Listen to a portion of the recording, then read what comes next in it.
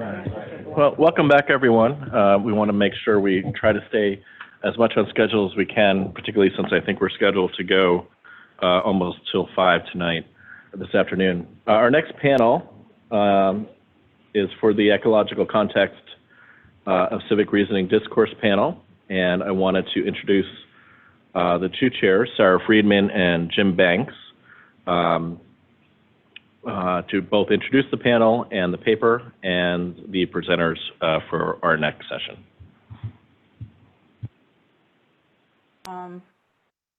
Hello, everybody, and welcome to our panel on the relationship between social and political contexts and civic reasoning and discourse. Our panel is going to focus on that what we should do question in the face of the complex issues related to social and political contexts that affect how young people think about what to do in the civic world and how to do it. We've chosen 3 dimensions of context to focus on: inequality, mobility and migration, and conflict. We chose these 3 because first, there's a lot of research on them, and we could actually see what the research had to say. Second, that research, we think, highlights the critical importance of taking context into account when we think about civic discourse and the teaching and learning of civics. And third, the research makes clear a range of complexities that young people face when they engage in civic discourse and think about becoming civic actors. And finally, these dimensions turn our attention to civic issues that include not just nation states, but also international and transnational spaces. And people have been referring to those this morning. This last point is particularly important because as our world becomes smaller and more interconnected, as COVID-19 shows epidemiologically, and as climate change shows that has no boundaries, we have to think beyond dimensions of context within our nation state to the rest of the world that's globally interconnected and in many areas of civics, and where productive civic discourse is really essential to our survival. I want to introduce the panel. I'm at UC Berkeley, professor of the graduate school, and I've done a lot of work in literacy, and in recent years I've been studying how young people develop as citizens and civic actors when they grow up in divided societies, especially in the aftermath of violence and conflict.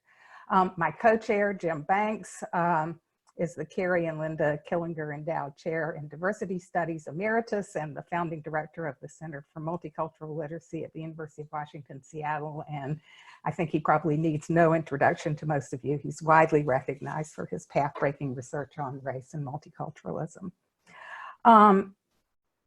Now, the other members of our panel, Thea Renda Abu El Haj is one of our paper writers. She's professor and chair of education at Barnard, Columbia University, and she's an anthropologist of education and former president of the Council on Anthropology and Education. Her research explores questions about belonging, rights, citizenship, and education raised by globalization, transnational migration, and conflict. And her most recent book, Unsettled Belonging, won the AESA Critics' Choice Award. Michelle Bellino is also one of our writers, and she's an assistant professor at the University of Michigan School of Education. Her research centers on education and youth civic development, with particular attention to contexts impacted by armed conflict and forced displacement. And her book, Youth in Post-War Guatemala, won the Council of Anthropology and Education's Outstanding Book Award. You can see why we chose these folks to be our writers. We have a third writer, Beth Rubin, who's professor of education at Rutgers, the State University of New York, and she investigates how young people learn and engage as citizens across classroom, school, community, and national contexts. And she focuses on historical and contemporary patterns of injustice. And she's got a couple of books as well. Making Citizens is pretty well known for looking at diverse social studies classrooms. Our panelists are Roberto Gonzalez, Professor of Education at Harvard Graduate School of Education and Director of the newly formed Immigration Initiative at Harvard, and Sarah Dryden-Peterson. Sarah is Associate Professor of Education at Harvard, where she leads a research program that focuses on the connections between education and community development in conflict and crisis, specifically the role that education plays in building peaceful and participatory societies. Finally, we're really grateful to Matt Diener, our respondent. Matt's a developmental psychologist who examines how young people develop critical consciousness, the capacity to reflect on, negotiate, and challenge racial, ethnic, socioeconomic, and other constraints in school, college, work, and civic and political institutions. And we're very much looking forward to his remarks. I want to turn the floor over to Thea and Michelle, who will present the paper. And please bear with us because Beth was supposed to participate in this presentation, and the two of them are taking over for her because she's pretty ill this morning. And they will be followed by Sarah Dryden-Peterson, who's going to provide some closing remarks. And after that, Matt is going to give his response, and we'll get response from all of you. And at the end, Jim Banks is going to take 5 minutes to summarize and conclude after we listen to everything. So Beth and, I'm sorry, Thea and Michelle. Good morning. We've got quite a morning getting rearranged. Good morning, everyone.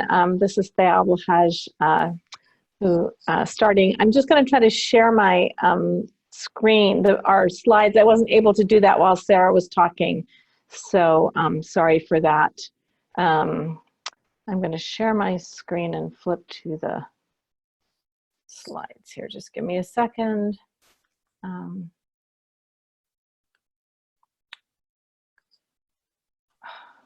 This was working great before.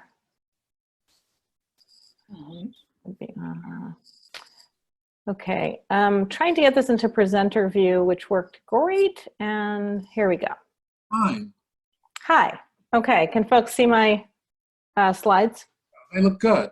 Okay, great. So I wanted to start this presentation with two quotations. The first is from Professor Banks, quoted in Parker in 1976. I grew up in Arkansas in the 40s and 50s in a society marked by racial segregation that was supported by both laws and customs. We learned about liberty and justice in school and said, repeating the Pledge of Allegiance in our segregated school each morning, that our nation had liberty and justice for all. As a child who took school and my teachers seriously, I internalized that notion. However, much in society told me that liberty and justice was for some, but not for all. And then here was a second quote from Khalida Saba, a 16-year-old Arab-American Muslim girl whom I interviewed in 2004. Well, there's a lot of things in the Pledge of Allegiance that, like, for example, with liberty and justice for all, there isn't always justice for everyone. That's like one thing the United States don't have is justice. Professor Banks and Khalida Saba's words, separated by nearly half a century, constitute civic and political speech that's remarkably similar in its critique of US democracy.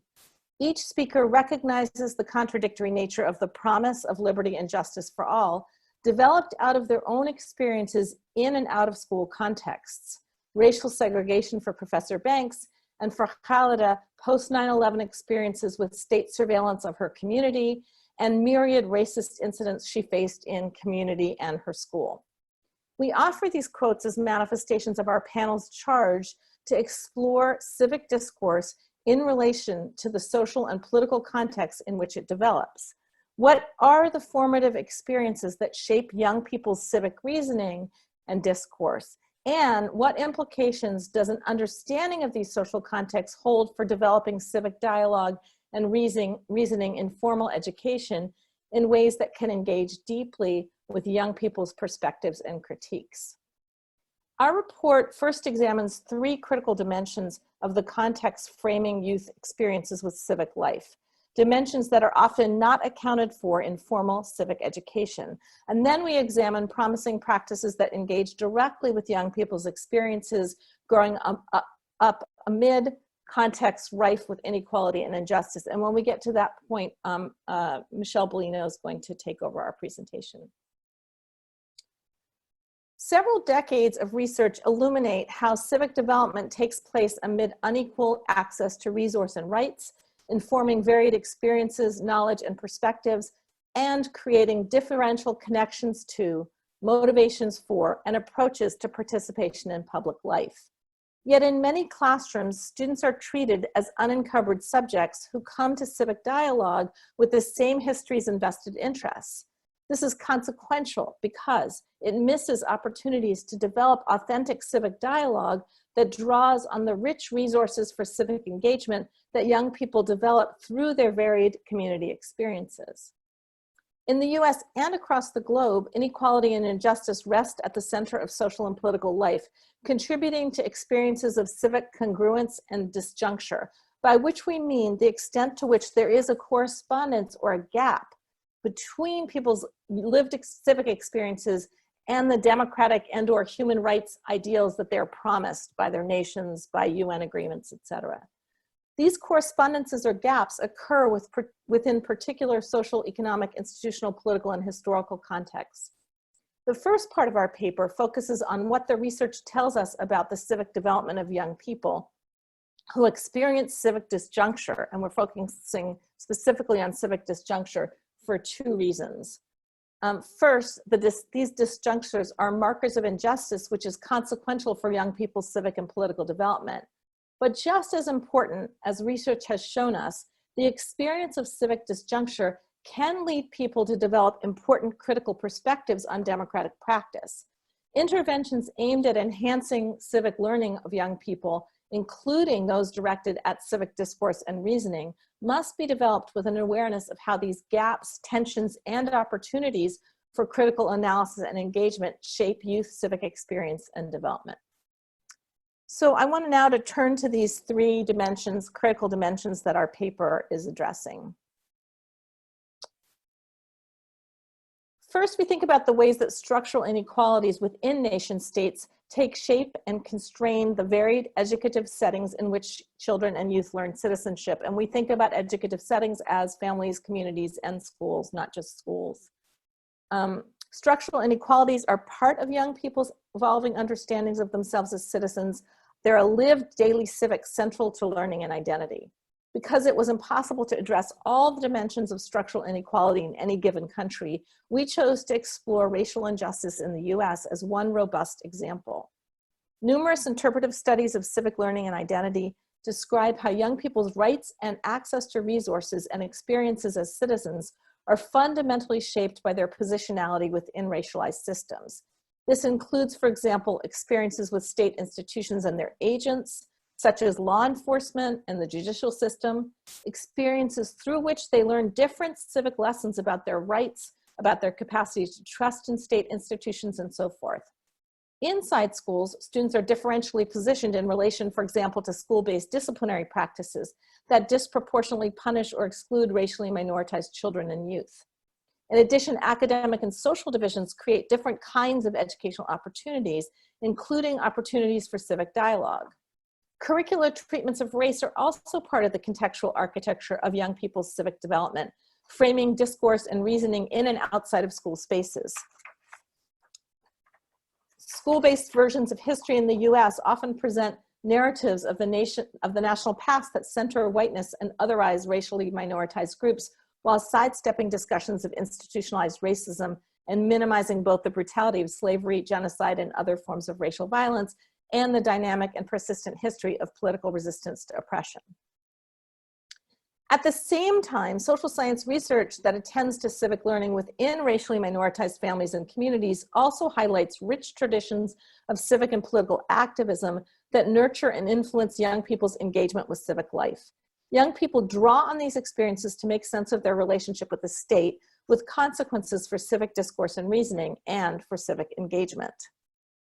Thus, young people's lived experiences of structural inequality alongside their experiences of rich cultural and political traditions of community resistance contribute to unique civic understandings and ways of being that are currently underexplored in formal educational settings. Centering these epistemological standpoints is essential to the full enfranchisement of all youth, and they must be meaningfully incorporated into practices aimed at developing civic reasoning and discourse. Our second dimension that we pay attention to is migration. Global migration trends are changing how people experience, understand, and orient towards citizenship and belonging, reshaping context for and content of youth civic reasoning and discourse. Mass global migration, forced displacement, and statelessness affect many young people's understandings of and relationship to civic belonging.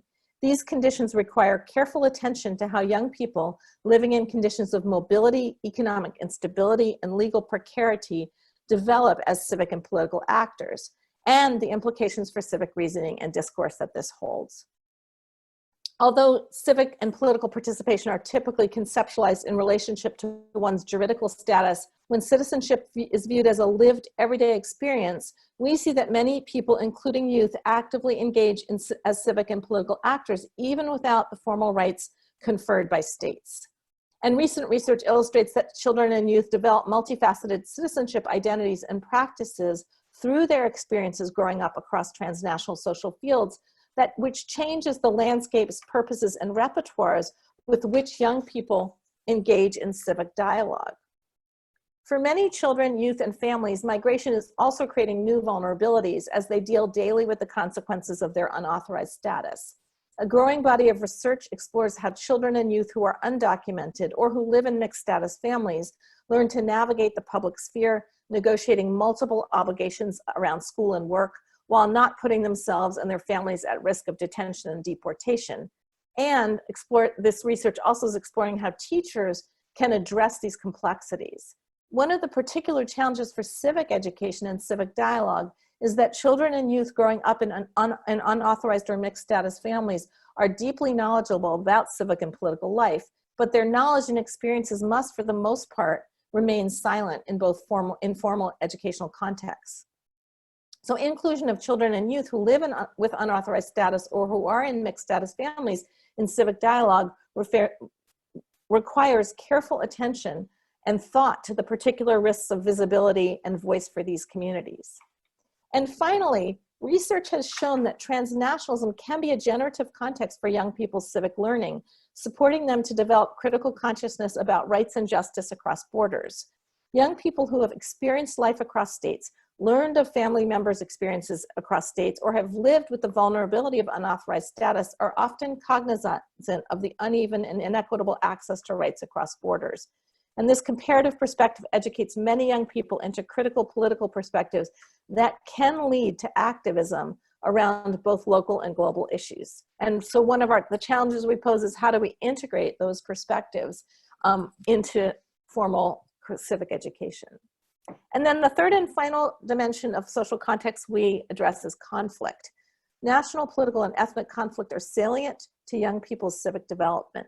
In settings emerging from violent conflict, civic reasoning and discourse intersect with societal goals for peace building, democratic consolidation, and violence prevention. Young people in post-conflict settings develop amidst civic education initiatives, curricula, and practices that tend to cast them as future peacemakers. However, young people's everyday experiences and contexts shaped by partial, vulnerable, or contentious peace processes may impede these imagined ideal civic roles for several reasons. First, the histories of violence and ongoing legacies of inequality shape the development of young people's civic identities in ways that are not easily forged into a unified post-conflict citizenry.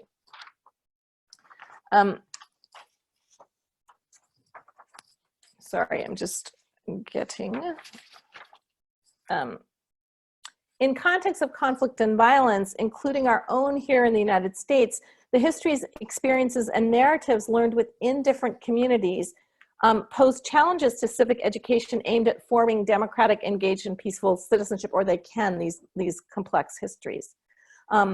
Second, Despite stated commitments to open civic dialogue, some post-conflict settings lack the political and structural shifts required to support these engagements and the democratic norms on which they depend.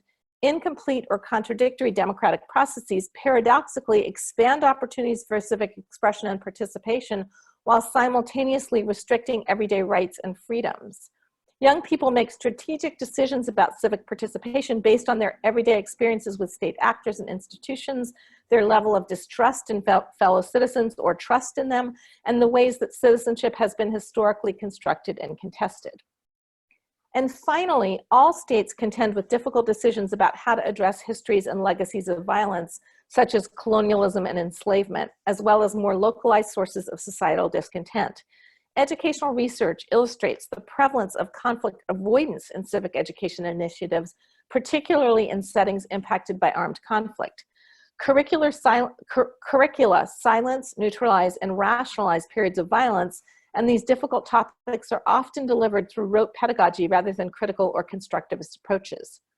The routine avoidance of conflict that characterizes curriculum in post-conflict settings poses a conundrum. On the one hand, civic education should be grounded in young people's lived experiences, which might include direct exposure to conflict and its legacies. On the other hand, efforts to understand the dynamics of conflict are pedagogically and often politically fraught. Intergroup tensions and grievances may be perceived to be ongoing rather than located in the past, so that the proximity of violence doesn't allow for the kind of historical distancing that's often built into civic curriculum.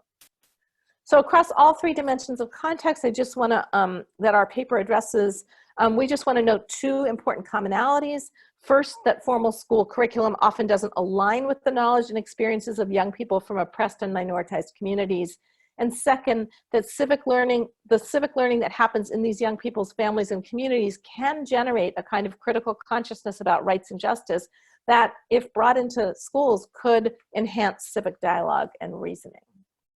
Okay, I'm going to turn this over to Michelle. Can you hear me? I just want to first check volume. I'm getting a notice on my computer that I have an unstable internet connection. So if you lose contact with me, maybe Thea or Sarah or Jim, who I can see in my screens, can just wave at me, okay? Also, just two quick announcements. I don't know how most of you who have presented have been in animal-free rooms. I have 2 cats and 1 dog in this room. I will be very surprised if at least one of them does not make an appearance. Apologies in advance if that becomes a distraction. And last thing I want to say is that Beth is really disappointed not to be here to present this work with us today. I'm taking over at the last minute here. We did write the paper together. We shaped these comments together, but most of these remarks are shaped from Beth's perspective. And so I'm going to try to do justice to her words. So Thea has just described the social and political realities that are the context within which young people develop and engage civically. All civic reasoning and discourse, the very focus of this meaning, are embedded within particular social and political contexts, which shape the opportunities for, the constraints on, and the very nature and content of young people's civic thinking and talk. So what does this mean for civic discourse and reasoning? Amid contexts of structural inequality, migration, and conflict, students may have experiences with and insights into civic life that are contradicted or silenced within schools, cutting off opportunities for reasoning and discourse which are rooted in their epistemological standpoints and authentically and meaningfully connected to their civic realities. Modes of reasoning may be defined in restricted ways that exclude, invalidate, or simply do not invite civic expressions rooted in experiences of civic disjuncture. And in so doing, we lose valuable opportunities to learn further particular students. So for example, of transatlantic slave that valorizes logic and evidence, privileging historical empathy, a purely cognitive skill, the exclusion of emotion. Or a human rights-oriented curriculum in post-war Guatemala that focuses on United Nations resolutions while discouraging discussion of the political conflicts whose consequences are ongoing and lived for many of the students in the room, And here I'm reminded of Marta, a social studies teacher who I've worked with in Guatemala City, who was really struggling to implement the human rights and civic curricular in her classroom. And I think her words sort of give life to some of the conundrums that Thea was just talking about. So she explained to me that she could not teach the human rights and civic because her students did not have these rights outside of school. She explained that they risk their lives every day just getting on the bus to school. And all around them was evidence that there were rigid boundaries around social movements and collective organizing and the kinds of things that could be said and could be done in public spaces. That these movements were routinely criminalized, repressed, or otherwise delegitimized. And I'm sure that some of this sounds familiar to those of you working with young people, either teaching them about social movements or supporting them in their own social movements, despite the fact that I'm talking about a very different post-war context. Of course, the counter argument here, something Marta herself recognized, was that these new civic norms need to start somewhere. So teaching them in school, an institution that many people still trusted, despite distrust in other state institutions, actually made sense in this other way, impacting citizens' development and the wider societal context. Similarly, types of speech and expression may be silenced, denigrated, or misunderstood, like in the example Kara Lee shared yesterday from her work in which white educators misinterpreted the discourse styles of African-American students. Or the structures might not be in place to support open dialogue in contexts of inequality and conflict. So for example, current tensions that we're seeing on college campuses over the nature and extent of free speech, particularly when that speech might differentially impact particular communities. These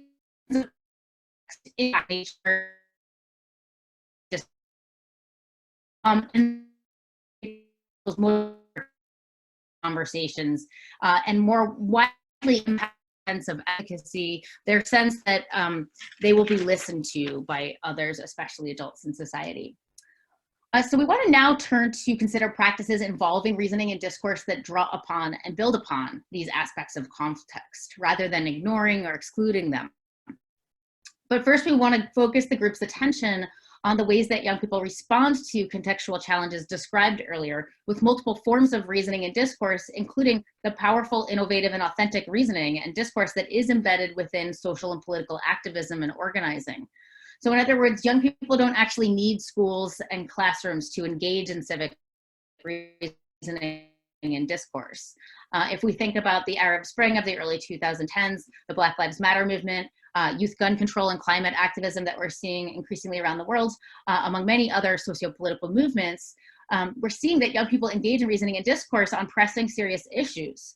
We're seeing that they have creative engagements, embracing new forms of communication, in the integration of multiple perspectives and modalities, revealing a wealth of civic thought and expression growing out of their engagement with deeply felt, intimately relevant civic concerns.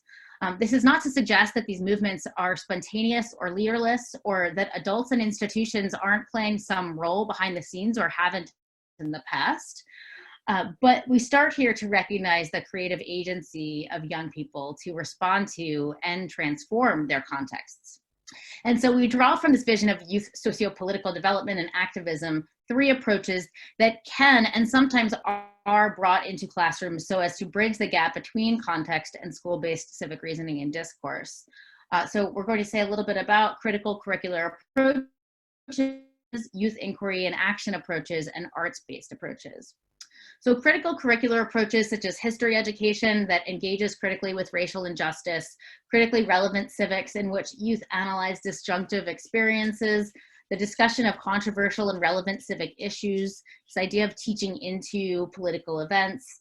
These all create meaningful opportunities for civic reasoning and discourse because they acknowledge, draw upon, and give students the chance to deepen their analysis of the context that shaped their civic lives. Second, youth inquiry and action approaches, also sometimes referred to as youth participatory action research or YPAR, sometimes called action civics or critical civic inquiry. These provide meaningful opportunities for young people to develop civic voice as researchers and change agents in their schools and communities. In these approaches, young people engage in reasoning and discourse on authentic topics with civic impact, developing civic agency along with expression and thinking skills. So for example, in some of Beth's current work, the Civically Engaged Districts project, a group of students investigated the experiences of English language learners at their school. Over the course of a year and continuing through the summer and into the following year, they collectively discussed and refined their research question, developed methodological tools. They created, revised, and implemented surveys, data, discussed results, critically put together a presentation that they shared first with an assistant superintendent, then revised, then shared again to the superintendent's cabinet of leaders, and then by invitation to every single leader in the district, principals, VPs, curriculum leaders, and department heads. This group of students' reasoned discourse actually ended up creating real change in the school, changes to schedules, changes to room assignments, course offerings, changes to the ways that Spanish language is used within the school district, and perhaps most significantly, changes to the ways that adults understood young people's capacities and experiences, an epistemological shift accompanied by affective responses of young people and adults. So this was powerful, authentic, and contextually embedded civic reasoning and discourse playing out in a school setting. And finally, arts-based approaches we find go beyond the cognitive to engage young people physically, emotionally, and aesthetically, offering new forms of critical, justice-oriented, culturally sustaining practice that can deepen young people's civic development in ways that attention to discourse and reasoning, traditionally defined, cannot do alone. So for example, Thea Abu El-Haj, who's on our panel, we just heard from, writes about how in the aftermath of 9/11, Al-Bustan, an Arab American community arts organization, created opportunities for Arab American youth to develop films in which young people spoke back to dominant racist images of their community, thus leveraging the arts for political expression. Maisha Wynn has shown us the power of poetry and the theater of the oppressed to engage racially minoritized youth, and in the latter case, incarcerated and formerly incarcerated girls to write, speak, and perform their experiences. And in doing so, to also create community, to critically explore white supremacy and structural oppression, to imagine possible futures, and to participate in shaping public discourse about their communities. And again, doing this kind of work within the rigid context of an institutional environment. So from here, we draw 4 implications for civic reasoning and discourse. So first, we want to reiterate this idea that contexts shape civic reasoning and discourse. Reasoning and discourse do not take place within a vacuum, and they cannot be understood as classroom or even school-based phenomena. Young people come to schools with diverse histories, experiences, and positionalities within political, social, and economic life. They live within contexts well beyond classrooms and schools, and this matters deeply for the civic discourse and reasoning that they encounter there and elsewhere. Second, we want to emphasize that young people's experiences with structural inequality, migration, and violent conflict frame civic discourse and reasoning. These contexts inform the content and affective dimensions of civic thought and discussion. School-based approaches to civic reasoning and discourse thus need to acknowledge, validate, draw upon, and be developed with a consideration of the ways that these kinds of experiences inform and motivate the young people that they teach.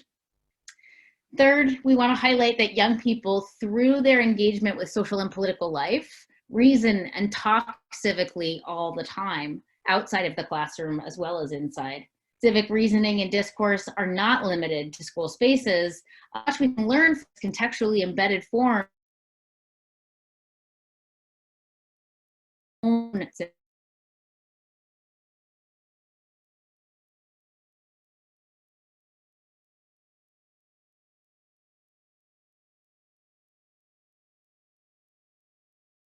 Okay, Michelle, you seem to have frozen. So maybe, Thea, if you could take over for this part? Sure, sorry, let me just unmute my, Anything? Here, shall I just do the last? Oh, am It's I there, back? Oh, you're back. Yeah, you had frozen, so I'd ask I- you to I- take it over. I'm Between sorry. the two of you, if you could. I don't know sort of where I join in. froze. Oh, I'm hearing an echo now, by the way. But let me just share my last line, which is that we finally we returned to these, offer these 3 more concrete suggestions for school-based approaches to civic reasoning and discourse that connect with contextually significant dimensions of young people's lives: critical curricular approaches, inquiry and action approaches, and arts-based approaches. I'll end there and want to thank you all for the opportunity to develop this paper. We look forward to discussion. I'll now turn it over to Sarah Dryden-Peterson, one of our really wonderful panelists who has been shaping this discussion and pushing our thinking around these issues. Thank you, and sorry about freezing. Hello, everyone. It's nice to be joining you virtually. I just wanted to begin by thanking Thea, Beth, and Michelle for all of their work on this paper. And just particularly note that as a panel, I think we've so appreciated how this paper has taken shape to be productive, both for those wishing to understand this field and this area, and also for those who work to shape it and push it forward. In particular, as a panel, we've been excited by the ways in which the paper puts into conversation what I, and I think many others, often see as disparate literatures. As the presenters and Sarah framed at the beginning, both within and across national borders, across disciplines of study, and I think critically also across levels of analysis as we think about individual young people, their situatedness within families, communities, schools, and these larger geopolitical realities. In the paper and today, you presented dilemmas around civic congruence and disjuncture in reasoning and in discourse with enough nuance that they don't seem neatly packaged. I think recognizing this need for complexity, Carol Lee, as you were describing earlier, but also with enough clarity that I think they really can push us to contribute to a framework for productive practices engaging with young people. I thought I would frame my thoughts in terms of a few areas that could lead us into the discussion today, with the idea that we hope that these discussions can really push forward the work of the papers and the panel overall. A first area of thinking really relates to how young people come to civic discourse and reasoning on unequal terms, as is very clear across the paper and across these 3 contexts that the panelists, that the writers have described. And I think what we see as common across the productive practices that the paper outlines is the engagement of youth both inside and outside of school. So bringing the outside of school into school and the inside of school out. We see young people speaking back and speaking out and engaging with the unequal terms, not only in the abstract within school, but also outside as parts of the curriculum and also as outside the curriculum. And I wonder if this idea of thinking about how the inside is coming out and the outside coming in terms of school practice could be a helpful and useful part of our discussion today in thinking about the ways in which civic education is situated and how the practices inside and outside of school can be positioned to complement each other, as we see in the 3 productive practices that this panel has outlined, rather than contradicting each other as we often see. The second area of thinking that I think might productively shape part of our discussion really relates to the processes by which these unequal statuses matter, both for individuals and for collectives of young people and their adult allies, and how those processes matter and differ by context. So in particular, in this panel, I think there are clear dilemmas raised as related to conflict avoidance, the idea of neutralizing or silencing conflict, and assuming that civic action might look the same for all, when we see in the particularly extreme examples that I think are productively looked at in this paper, that harm can occur in multiple dimensions, and that the kind of speaking out civic engagement may in fact pose risk to young people getting on the bus on the way to school, as Michelle described in Guatemala, and thinking about the ways in which these processes of coming to unequal status in the classroom really matter for the kinds of civic practices that schools and educators encourage, and the way in which we think about joining the outside of school to the inside of school and the inside of school out. And I think these processes are particularly important for us to consider as we think forward to the ways that the papers fit together. And not only the idea of calling for action, but actually the idea of this group of papers taking action itself and what proceeds from there. So I'll leave with those two areas of thinking that I hope can shape part of our discussion to push this paper forward, and then turn it over to you, Matt Deemer. We're looking forward to hearing from you. Hello, and thank you for the opportunity to be here. I appreciate, and it's an honor to be a discussant on this panel and to do these papers. Before I begin, I just wanted to say thank you to the NAED team and express my sympathy for what it must be like to negotiate this meeting being on, then off, then partly on, and trying to negotiate that over the weekend. I imagine was no small thing. Similarly, I'm going to try to negotiate being a virtual discussant, which I've not done before. I'm not hearing an echo, and I'm assuming everything's going okay, but I guess if things freeze up, would somebody wave like they just did for Michelle? I'd appreciate it. So I'm going to try to be brief because usually people tune into these for the speakers, not the discussant. So I have three kind of strengths I saw, three things to think about, or maybe deltas, and then three open questions I'd like to ask the panelists to think through and hope we can discuss together along with the comments and notions that Sarah just raised. I would say that I really enjoyed reading this paper. It was clear, it was cogent, it was easy to pick up and to read, and so that's not always the case, and so I appreciated that. You know, another strength that I saw as thematic in the paper was this real clear and powerful articulation of how the social contract is conceptualized and then how it's severed across these contexts, right? So sometimes that social contract is severed by structural inequalities or disproportionality in discipline or policing. Sometimes it's through historical conflict, and sometimes it's through migration. So I just saw this notion of the social contract being severed as kind of core to this, and that a little bit implicit in the document, something that could be made explicit, maybe not. Constance Flanagan has a great book called Teenage Citizens about 2014, where she centered a lot on the social contract and how young people understood that as important. I also really appreciated the way that the paper and the discussion highlighted how curriculum have become weaponized, right? So there's a famous example in Texas of discussions of slavery, and was it that people were workers and African slaves were workers is what was described in this textbook, or were they truly slaves? And how we make sense of historical injustices and historical conflict, and whether we choose to engage in nuance and complexity in history, or we just choose to lose that, I think are really critical concerns for us to think about.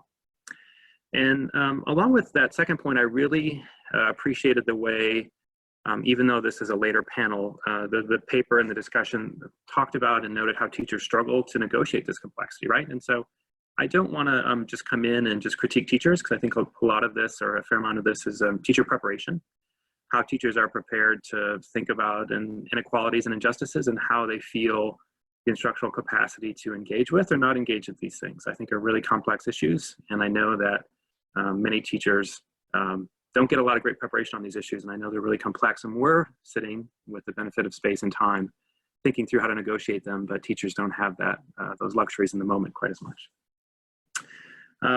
Three things I think the paper could think through a little bit more or flesh out. And this first one, I'll just own that to someone who has a hammer, everything looks like a nail. So I work a lot in the critical consciousness space, and so I was interpreting some of the thinking in the paper along this way. The paper around page 16 sort of notes sociopolitical development and critical consciousness as a theoretical framing for the paper, and a way to think about how young people can test and think about and negotiate inequality. I really saw sort of Freire's ideas of critical reflection and critical social analysis as maybe a framework to situate thinking about history, historical connections to present, local and global, and justice as maybe a way to sort of anchor some of the thinking around that section. Take it or leave it, but that's something I saw that could work there.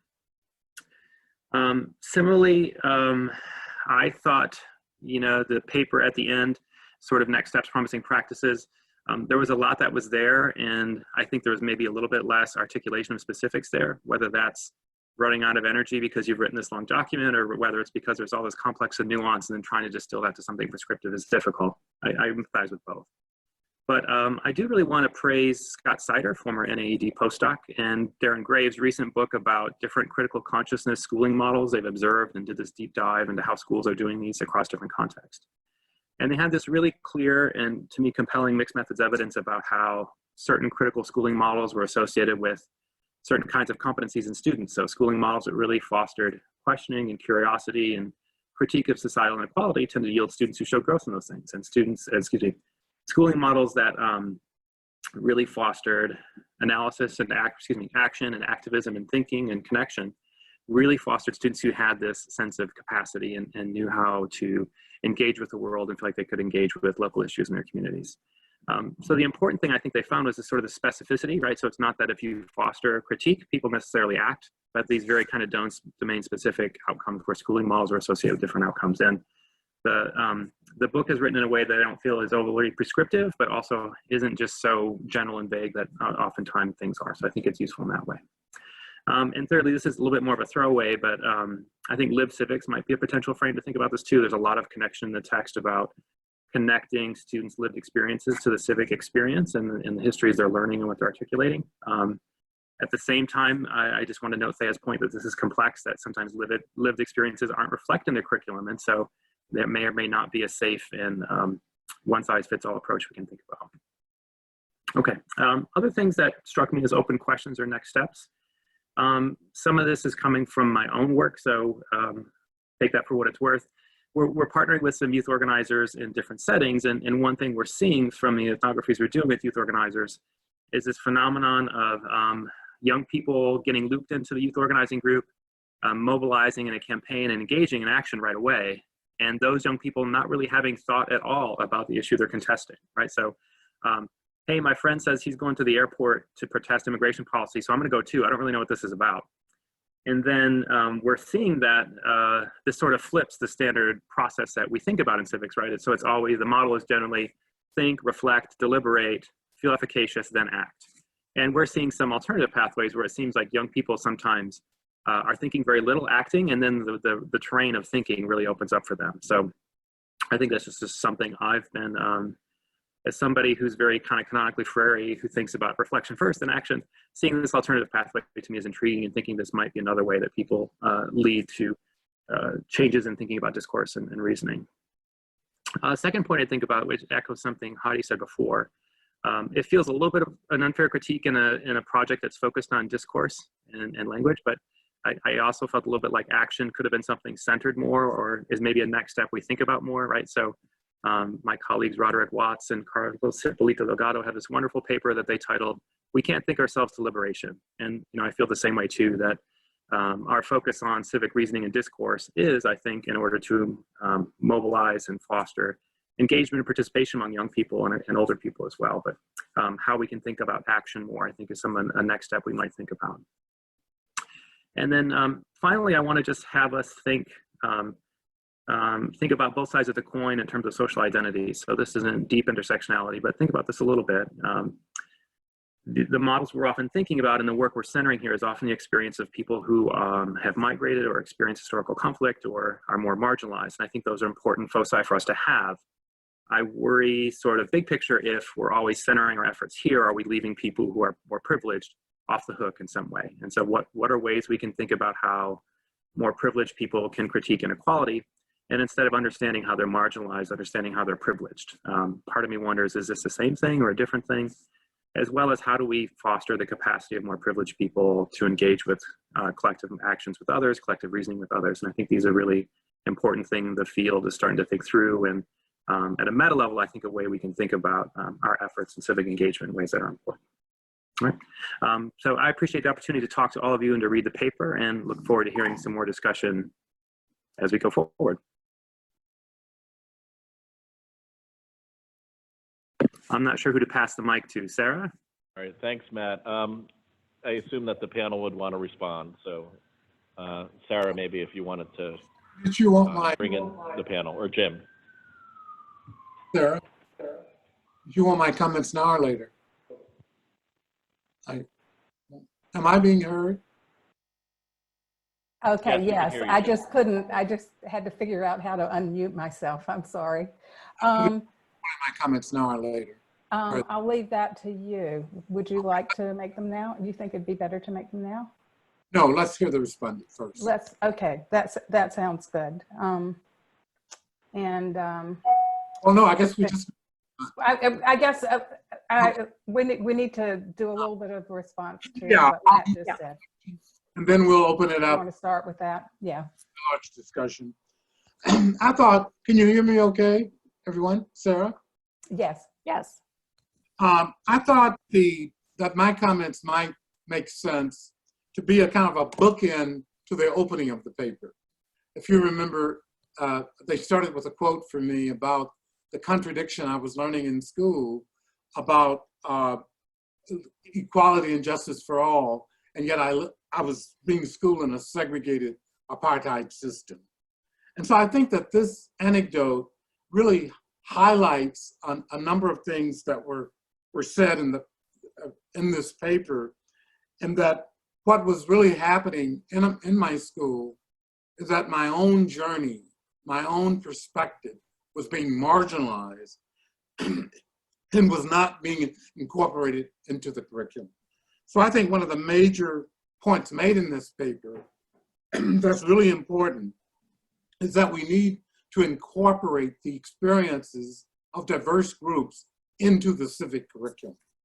And that will recognize what Amy Gutman called recognition. It will give recognition to the student, and it also will incorporate and enable the teacher to bring to legitimize their experiences. It will also lead to the incorporation of students so that they will experience less of what I call failed citizenship. And the author, we mentioned this, it's mentioned in the paper, that the writers mentioned in the paper, my notion of failed citizenship, because many students, African Americans, Latinx students, remain quite distant and alienated from the national schema, from the national citizenship, because they're focusing on their cultural citizenship. So I think the school needs to find a way to enable students to feel included and thus to reduce what I call failed citizenship. And I want to save most of the time for the discussion, but I want to end with just two comments that I think we need to distinguish citizenship education from more broadly conceptualized civic education. Citizenship education implies education for students who are citizens, but increasingly many of our students are not citizens, are not legal citizens. And therefore, I think we need to use the broader term of civic education that would be more inclusive of different kinds of students with different kinds of legal statuses.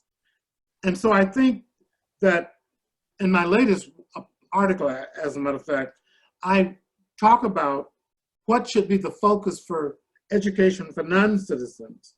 And I think that that should really focus on a human rights cosmopolitan education, and that the focus for citizens should be on the notion of inclusion so that they can eliminate, will not experience failed citizenship. I'm going to stop here because I think the most productive part, one of the most productive parts I've found over the 2 days is the interactions. So I'll stop here for that, Sarah.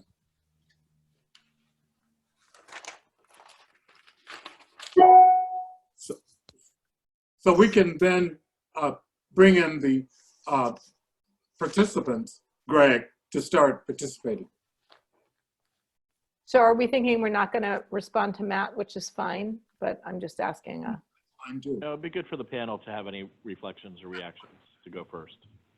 Okay.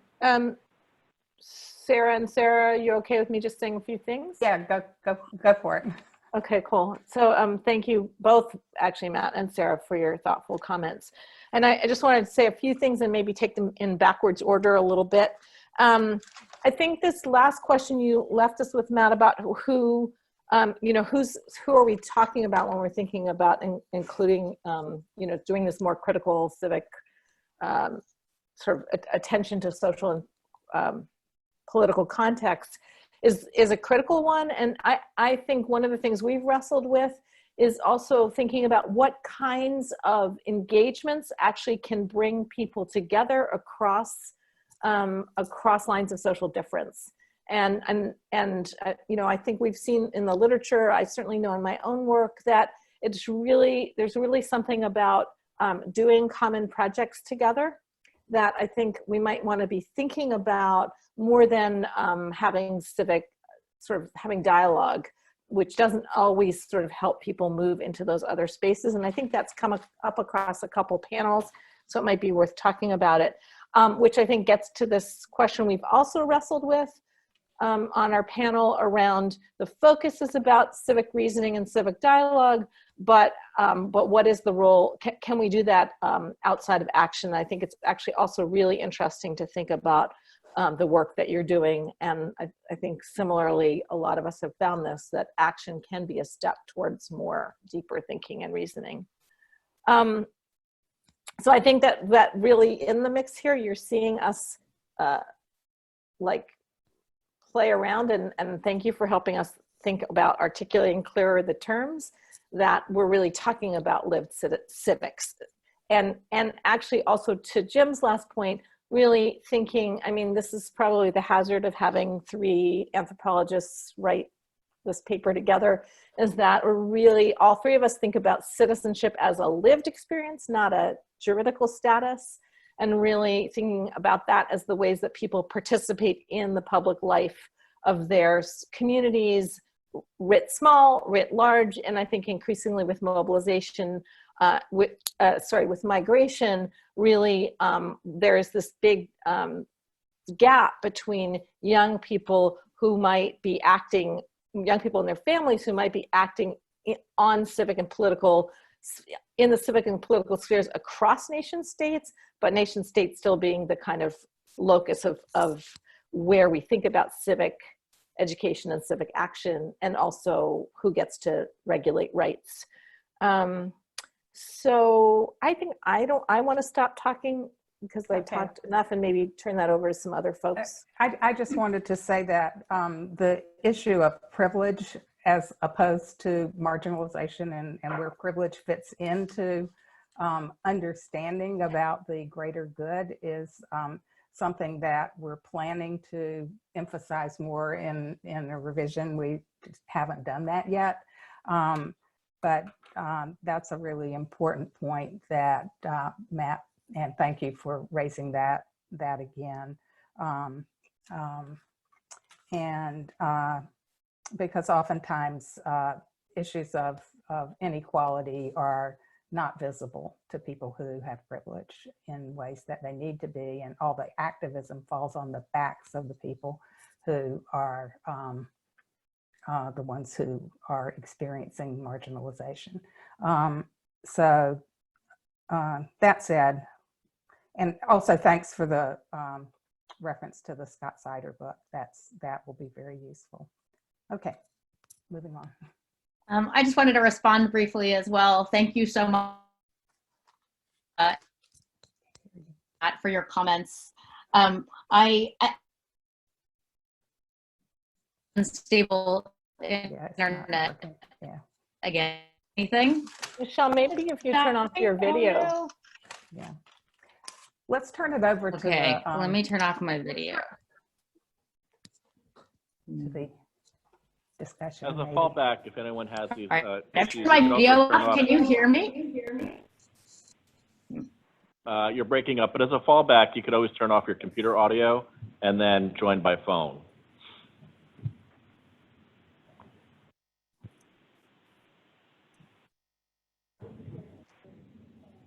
While we're waiting for her, Matt, I just wanted to thank you for your comments about social action. You all are very welcome and gracious. Thank you.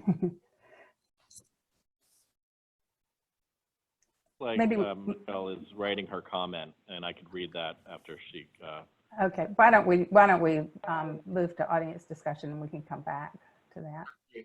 Great. So far, I don't have any hands raised online Okay. or in the room. So waiting for the dam to break, and Carol, start us off.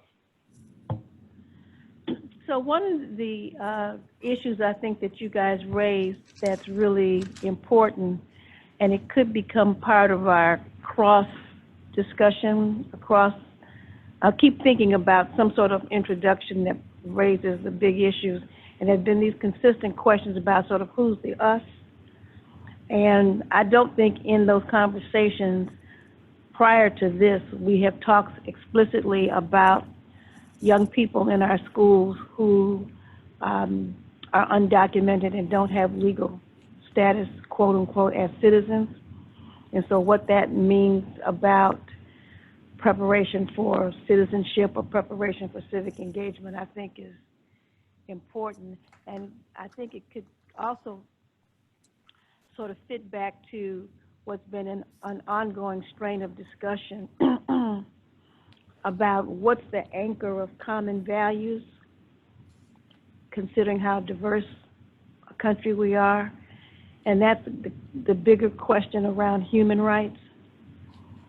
And this, again, coming back to this notion that we live in an interdependent world despite national boundaries, and there is a common good to be achieved by recognizing our interdependence, and that interdependence also has to be informed by the issue of human rights perhaps being greater, actually, than citizen rights from a moral perspective.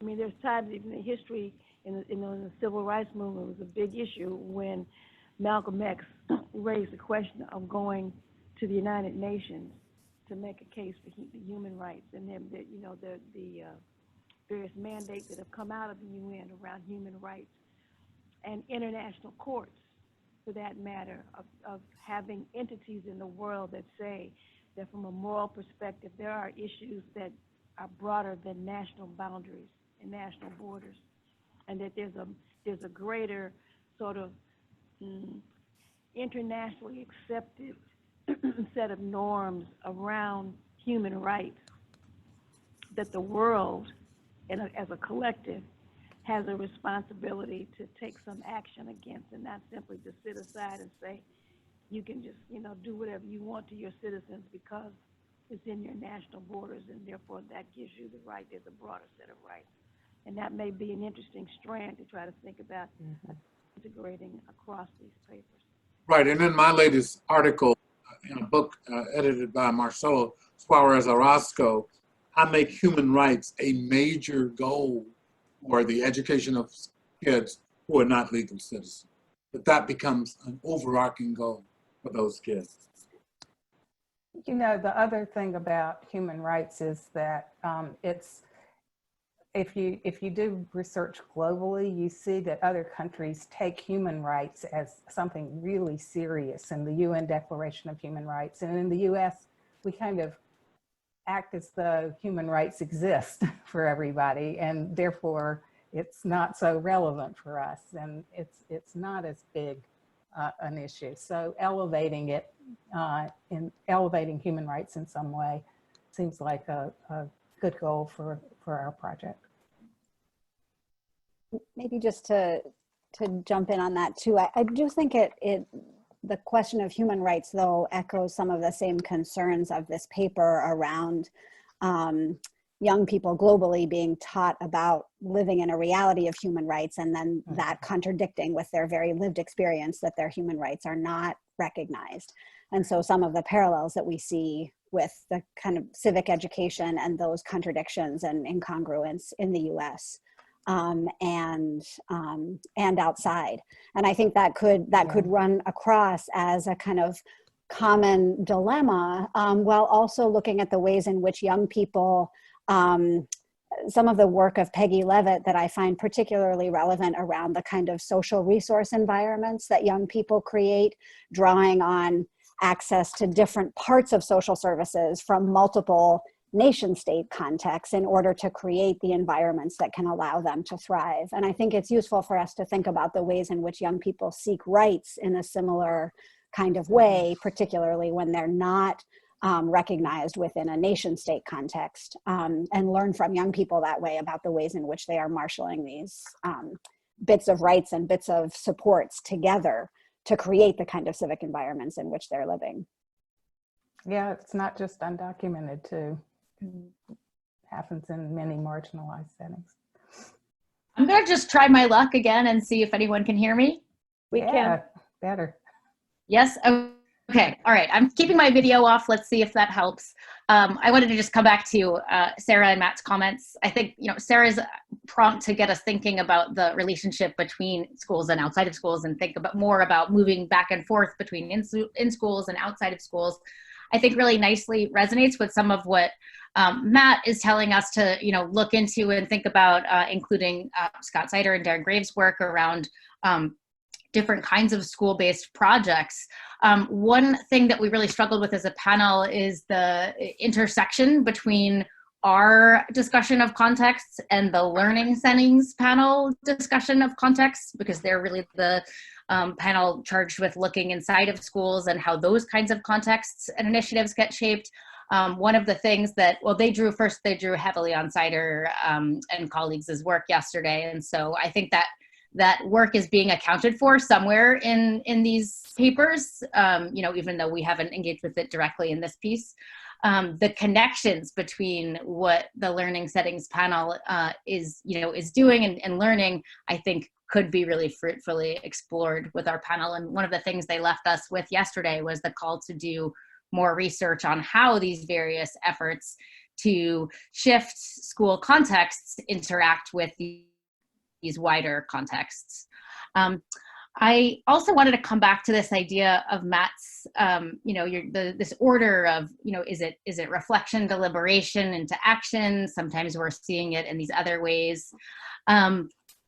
I see one challenge that we're focused on as a panel is the constraints that are the affordances and constraints embedded in context. And so I'm starting to think that this central question that many of us are using to base our conversations around this idea of what do we do, really for us in some ways is what can we do?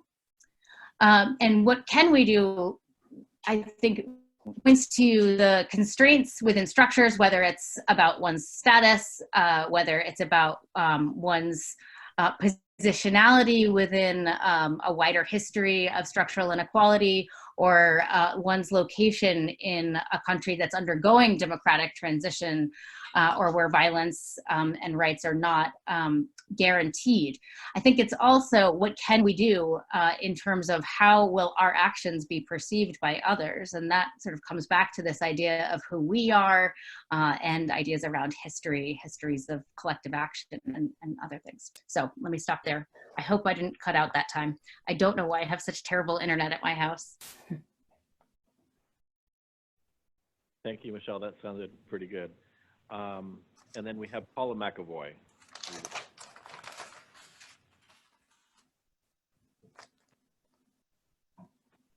Okay.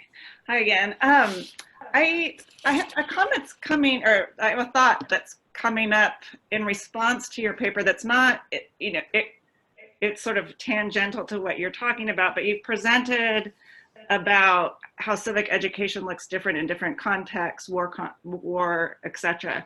And what I haven't heard much from the group in general yet is the context today is that we are living, in my evaluation, under threat of authoritarianism. So we have authoritarianism rising around the world, within the borders, outside the borders. And I'm just wondering what the group overall, not just the panel that we're talking about, thinks about. Does that change the calculus of the aims of civic education and civil discourse? So if it's democracy threatened versus democracy in progress, how does that change what we should be thinking about? Or does that change our priorities at all? Well, Walter Parker, I don't know if he's on now, my colleague at Washington, says democracy is always fragile. It's always, and so it's a project constantly to make it real. So that's a continuing project. You're right that it's increasingly threatened in Europe, European nations, and our own nation throughout the world. We see that there's the fragility of democracy is illuminated and heightened, but it's always threatened. It's a project that Dewey talked about that we have to constantly work on.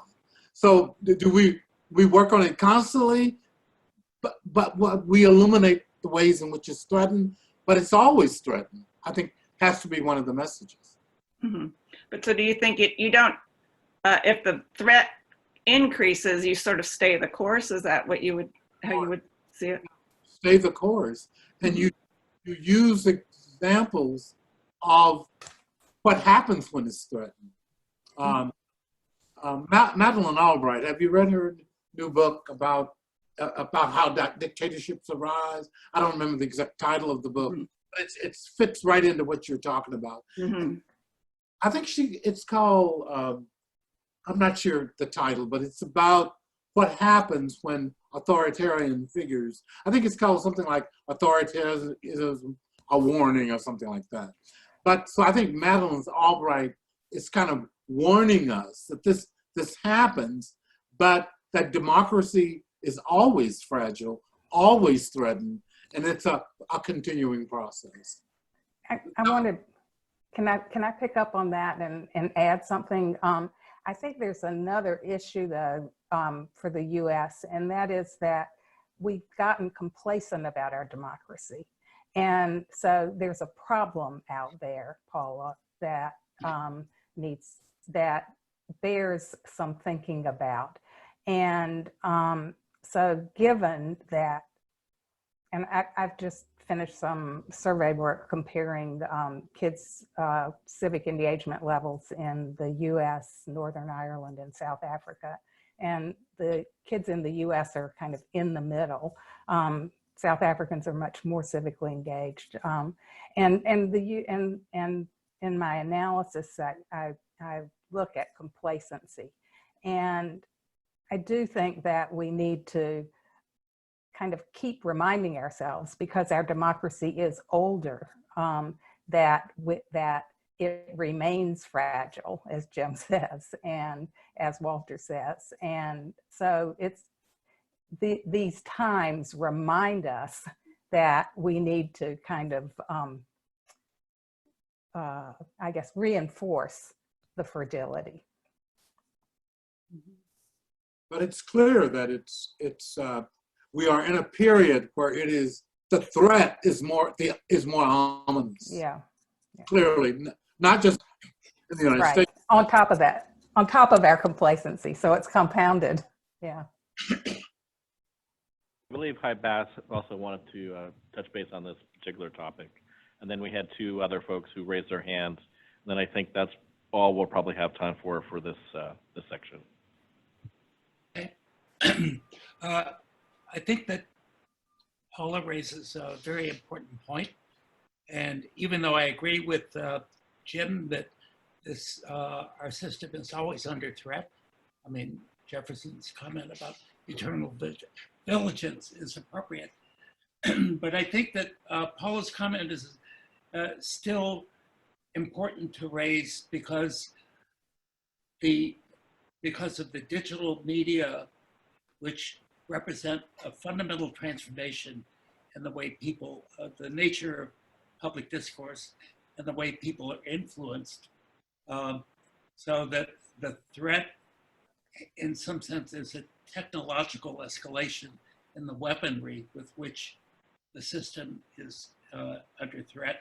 And therefore, this is an issue that is not equivalent to its manifestations in the past.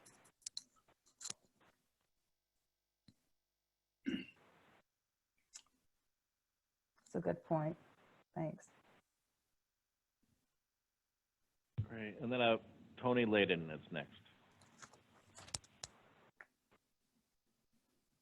Hi, everybody. So quickly on Paula's point, and then I had a point for the panel. On Paula's point, I think it's going to depend how we think of what democracy is fundamentally to understand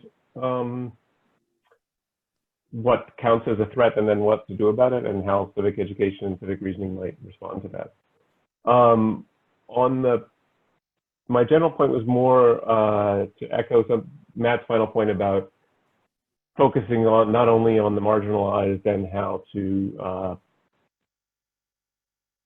provide and support their ability to advocate for the ways in which their marginalization might be relieved, and how their lived experiences can contribute to a conversation, but also to think about the work that privileged people have to do, and thus the kind of educational work we need to do towards more privileged students, and how that intersects with how we think about civic reasoning. So I think the more we focus on the way marginalized people are marginalized, the more we think that the important thing about civic reasoning is the speaking and the advocacy and the self-efficacy and the persuasion and the ability to articulate one's point of view.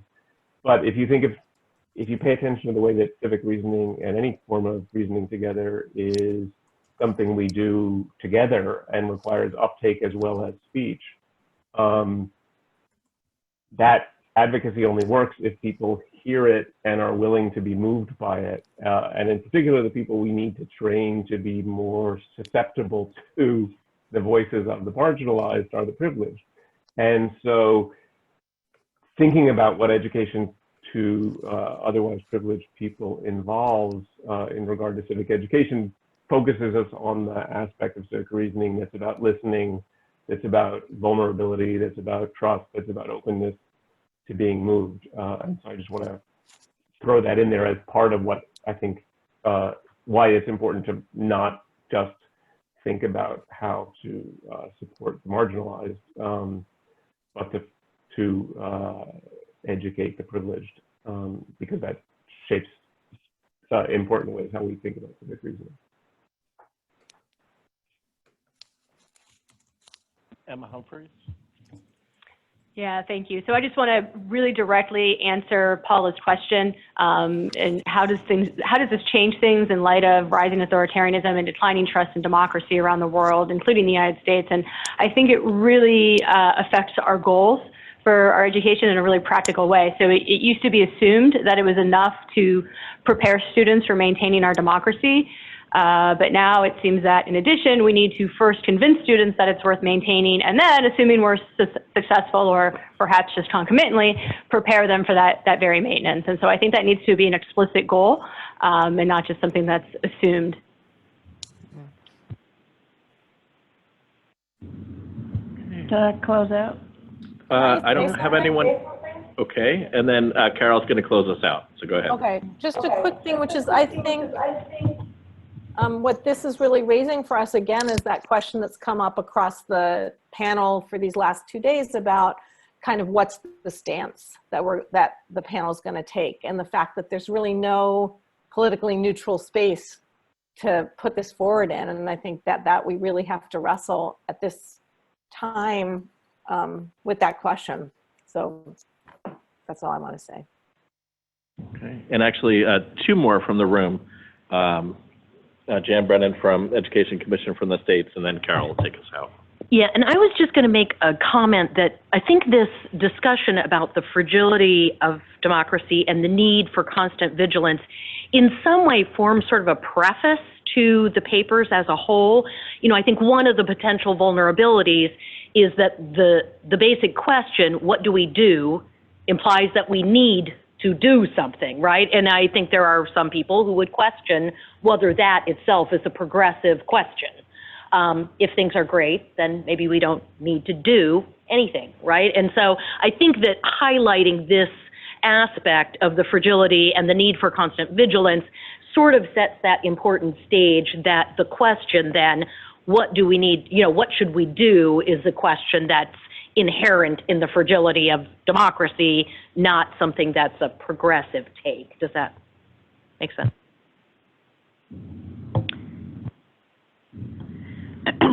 So, a couple of comments. One is,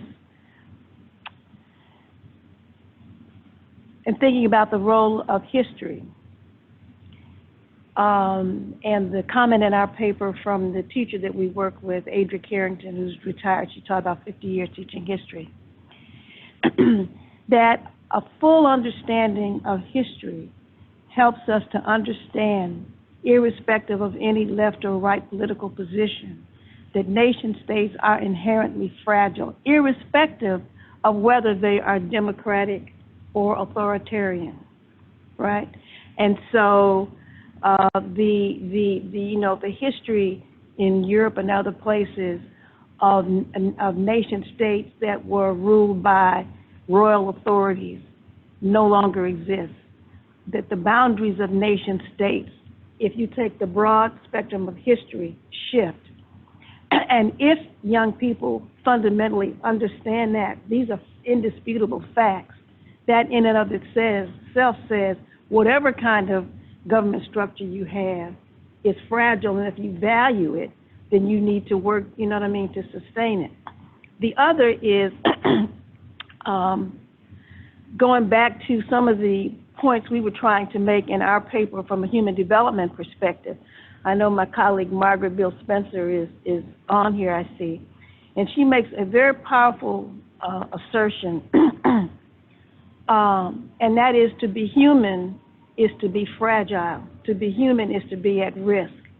And so one of the other, I think, big meta pieces that needs to go, perhaps in some introduction of a preface, is that, and some of the examples, I think, of these histories of resistance in the history of citizenship education that Walter's group did, is, again, if we study history, and if we look realistically at the world, privilege is also fragile.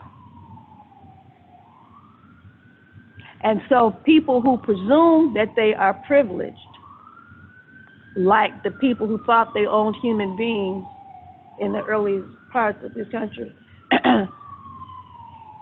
are fragile because they don't understand their own vulnerability. And they don't understand the sources of their vulnerability that have in part to do with their dependence on relationships with other people who they presume not to be marginalized, on the one hand, and on the other hand, to understand the agency within human communities. So that I always, on my sort of personal history thing of going back and saying that what is always inspiring to me, and why I have in my whole adult life had my identity as a person of African descent, is that my family history of people who were enslaved lived under conditions that none of us could even imagine.